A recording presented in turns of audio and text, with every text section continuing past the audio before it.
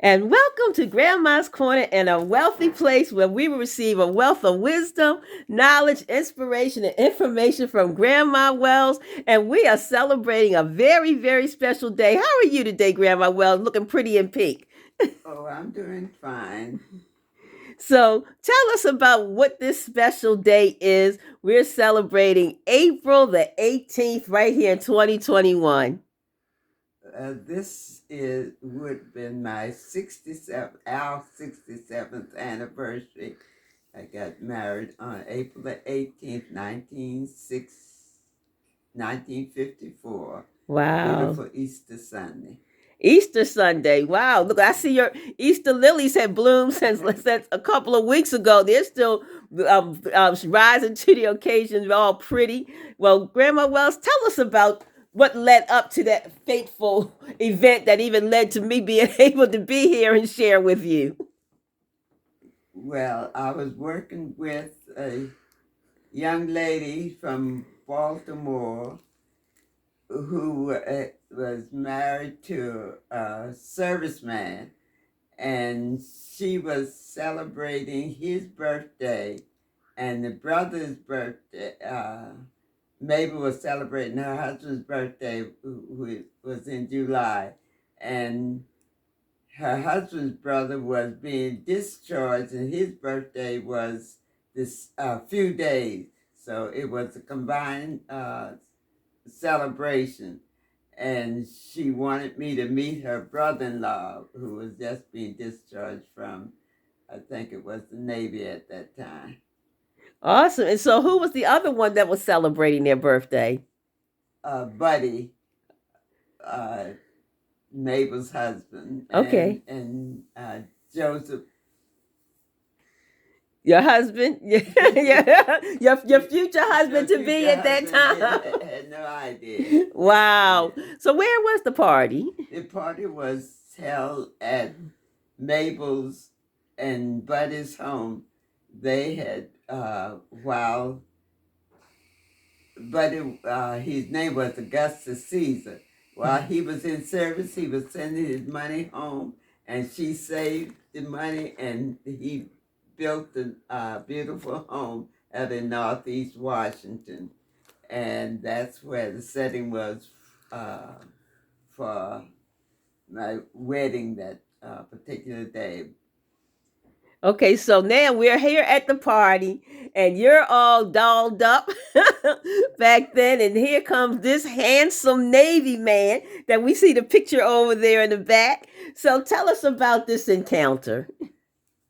Well, Was it love at first sight, Grandma Wells? I guess I could say love at first sight. For him or for you? Or both? Let's say both. Yeah, because we hit it off right away. I was living in Washington, and he was living in Baltimore. Mm. But we managed to see each other like every week uh, because he was working. He had gotten a job at Sparrows Point as well. He had no transportation, but he depended on his brother to bring him back and forth to Baltimore for visits with me. So, Awesome. So but you said you were living in DC at the time? yeah, Now, what were you doing when you were living in DC during that time? I was working for the government. I had been working for the government for a few years. When I graduated from high school, I came to DC, and within a month I had a job. But this was when I met him. This was the third agency that I had worked for. So Oh, wonderful. I think, and Mabel and I were working together um, on Constitution Avenue, and we became lunch buddies because both of us were saving our money for special occasions, and so we brought our lunches and ate on the mall. and when we were preparing, she told me about the party, then I was excited. Do you remember what you were wearing? What you wore to the party that I had day? no idea. Okay, I'll give you a pass on that. But I don't Yeah. remember what I wore last week. So okay, we're talking about 60 plus years ago. I'll Because give you a pass on back that in one. that time, we wore skirts. Okay. It wasn't time for pants, so Mm. Mabel was a seamstress, Mm. and she made clothes for her little girl, which I think she was 6 or 7. Okay. And I was taking a course I had taken a course at Martha Washington Industrial School. I couldn't uh, get the typing class, so I had taken sewing. So Mabel was a good help in helping me learn to sew. And you were a good help in helping me learn to sew, and Karen. Yes, So you passed that gene right on over to us. that's for sure. So tell us about this courtship. So you met in July. Then what happened? We met in July, and in September, I was going away. Had a girlfriend from Sioux City, Iowa, and I was going to visit her over the holiday. And while out in Sioux City, met another young man, and Oh, the plot thickens. Tell us yeah, more. he was living in California, so I was debating about going to California because I had never been there. Sioux City was as far as I traveled, and but uh, so Labor Day, that's where I was, and then I could see Joe maybe 2 or 3 times during the month. So by November, we were courting, I guess, say strongly, and it was Thanksgiving Day when I met the rest of his family. I Ms. Wells had cooked Thanksgiving dinner, And and where was that? in Baltimore. Okay. And while we were having dinner, Joe told his mother, "This is the girl I'm going to marry." And how did that go? What was the reaction? Did the turkey drop on the floor? It probably was, but the look on her face really changed because Joe was her baby boy, and her uh, You go ahead and say meal ticket. No, let yes, me because behave. yeah, because he had served in the Army and the Navy, and he was her main meal ticket, and And here so you coming to snatch her baby boy from her. How so dare you? so it wasn't long after that, by the week of Christmas week, when he gave me an engagement ring, and that was interesting too because I always went home to my home for Christmas and to be with the family. So I had this sporting this ring, and I was my sisters were both married and had started their families. They were younger than me, so I went home to spend time with my family. And Christmas Day, I looked up, and there was my brother What? who lived in Baltimore. Okay, who's your brother? My Which one? brother, Buster. His name was William, but we called him Buster. And Buster, Joe had gotten Buster to drive to Virginia so Joe could meet the family. He thought, well, after all, we were engaged and we should spend Christmas together. So he came to get his woman. He came and met the family, and then I got my little suitcase and came on back to Baltimore and stayed for the rest of my little time off, and then I came on back to Washington. But it was interesting because we said we were going to get married, and we couldn't set a date because Miss Wells, with her preaching engagement, she had a lot to do, and my mother was working in New Jersey because my younger brother was in boarding school in New Jersey. Okay, who's your younger brother? Johnny. Okay. And so we had to. We said one date and then another date. So I said Easter, and that was anybody that could come would come, and that was it. So But we went from Christmas 1953, and then 4 months later, you didn't have a 2, 3, 4, 5 year engagement. You had a 2, 3, 4, 5 month 5 month engagement, 4 month engagement. Wow. so money was tight naturally, but because I was helping, I had my brother Tommy was in school, and so was my sister. So I was helping Mama with sending them to school, but I still want a typical wedding, so I came over to Baltimore to Bragger Gutman's on February 22nd. Wow. And that was special sales day, and got my lace and satin material and took it back to Washington. And my cousin Lucia Garden made my dress. She was the seamstress for the president at that time. Who was the president? Who is that? Nixon? Not Dwight? Dwight D. Eisenhower. She was seamstress for Mrs. Eisenhower, and her husband was the caterer. It took care of the food for the White House staff, the president. So when she was going to make my dress, so he took care of the catering for my wedding.